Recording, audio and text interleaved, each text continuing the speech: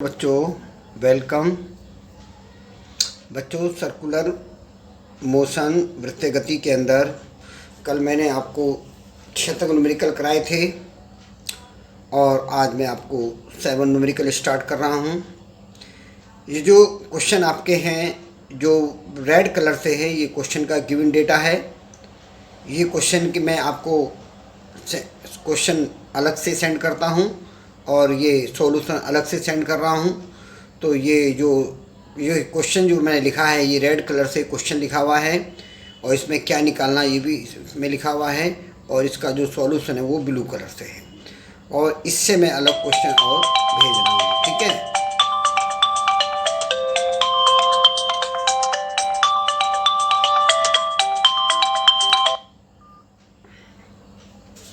अब आप देखेंगे given r equal to 3 cent r equal to 3 r equal to कितना होगा, r इक्वल टू 3 होगा आपका और t इक्वल टू 60 सेकेंड और कोणीय वेग आपको निकालना है और रेखीय वेग आपको निकालना है। ठीक है, तो ओमेगा का मान होता है 2π/t और t का मान है आपका 60, तो 2 से काटेंगे π/30 रेडियन पर सेकंड। ये कोणीय वेग आया। अब हमसे पूछ रहा रेखीय वेग कितना है। रेखीय वेग जो होता है v equal to r omega होता है। r का मान 3 सेंटीमीटर है और ओमेगा का मान है π/30, तो 3 से काटेंगे π/10 सेंटीमीटर पर सेकंड हो गया। ये तो आपका क्वेश्चन नंबर 7 हुआ। अब देखेंगे क्वेश्चन नंबर 8। क्वेश्चन नंबर 8 अब आप देखेंगे क्वेश्चन नंबर 8 में क्या कहता है। क्वेश्चन नंबर 8 गिवन डेटास, क्या क्या आपको दिया हुआ है इसने वो आप देखेंगे। सबसे पहले इसमें क्वेश्चन नंबर 8 में given that r equal to 6 × 10⁻² है। टाइम पीरियड 12 × 60 × 60 × 1, दैट इज़ इसको मल्टीप्लाई करेंगे 4.3 10⁴ सेकंड हो गया। ये टाइम पीरियड हो गया। अब हमें v equal to r omega formula पता है। इसमें ओमेगा का मान कितना होता है 2π/t, r का मान रख दिया 2π, t का मान रख दिया, इन दोनों में मल्टीप्लाई की तो कितना आया 8.7 10⁻⁶ मीटर पर सेकंड। ये क्या आ गया, रेखीय वेग। अब आप क्वेश्चन नंबर देखेंगे 8 के बाद 9। गिवन दैट r1 आपकी 3 × 10⁻² है, r2 हमारी 6 × 10⁻² है और t1 हमारा टाइम पीरियड आपका है ये 12 × 3600 सेकेंड और t2 हमारा है 3600 सेकेंड हमारा। तो ये दो निडल होती हैं चुंबक सुई, उनका r1 r2 दो त्रिज्याएं दे रखी हैं, दो टाइम पीरियड दे रखे हैं। तो फॉर्मूला क्या लगाएंगे, रेखीय वेग का फॉर्मूला लगाएंगे। v1 equal to r1 2π/t1, v2 equal to r2 × 2π/t2। तो अब v1/v2 को डिवाइड करेंगे r1 × 2π/t1 × t2/2π/r2।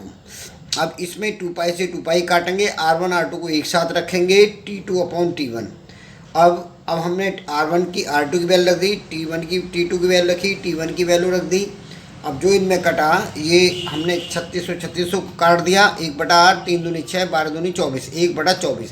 तो v1 v2 में जो अनुपात आया वो कितना आया, v1/v2 का अनुपात 1/24। ये आपका आंसर हो गया। इस तरीके से देखिए ये जो न्यूमेरिकल कर रहा हूँ कितने सिंपल तरीके से हैं, आप लोग करते चलिए। नेक्स्ट क्वेश्चन देखेंगे। Given that r equal 10 centimetre, t1 equal to 60 second, v आपको v क्या होता है, रेखीय वेग। रेखीय वेग निकालना, t क्या आवर्तकाल होता है।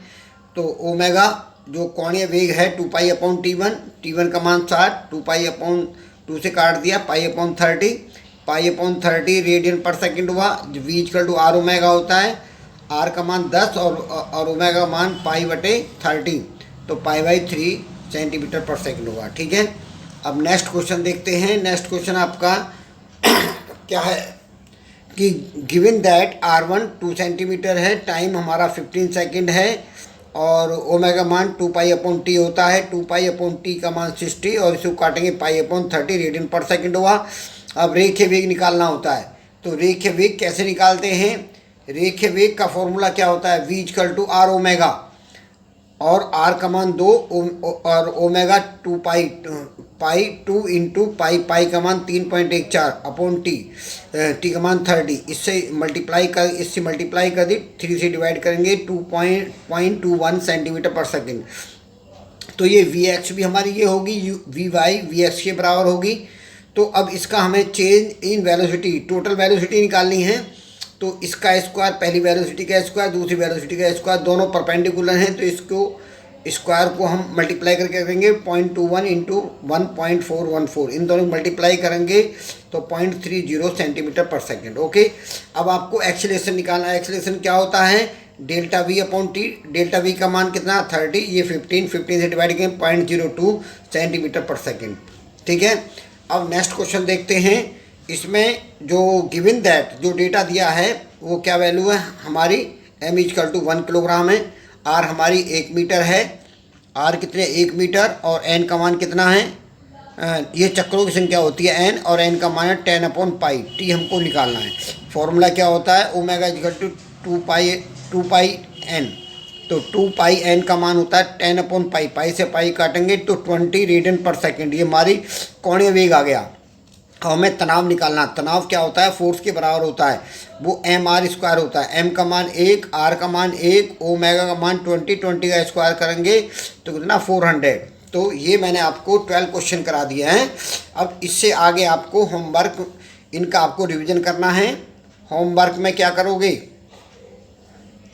होमवर्क जो आपको दिया जाएगा, होमवर्क में आप क्या करेंगे, तो जो कंप्लीट वर्क करना, पहला काम तो आपको वर्क अपना कंप्लीट करना है, कंप्लीट वर्क, और दूसरा क्या काम करना है, लर्न, जो इसमें मेन पॉइंट है, लर्न इट। क्या क्या, एक तो सेंट्रीपिटल फोर्स लर्न करो, एक सेंट्रीपिटल एक्सीलरेशन, 2 क्वेश्चन आपको तैयार करने हैं, ये लर्न करने 2 क्वेश्चन, और ये 2 क्वेश्चन जो मैंने दिए हैं इनको आपको तैयार करना अच्छी तरीके से, और जब आप याद हो जाएंगे तो फिर मैं आपको नेक्स्ट डे के लिए नेक्स्ट वर्क दूंगा। ये काम मैंने दिया है, इस कार्य को आप अच्छी तरह करेंगे। इसके बाद यथा समय कल आपसे हमारी भेंट होगी। ओके।